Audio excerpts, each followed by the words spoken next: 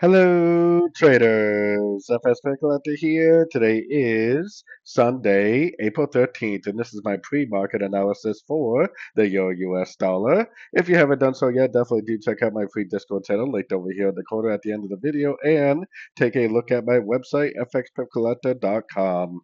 So the euro dollar did drift down quite a bit on Friday, but the last swing low is right here before it went up and made a new swing high. So this price action right here very easily could be just another pullback within an uptrend on the higher time frames.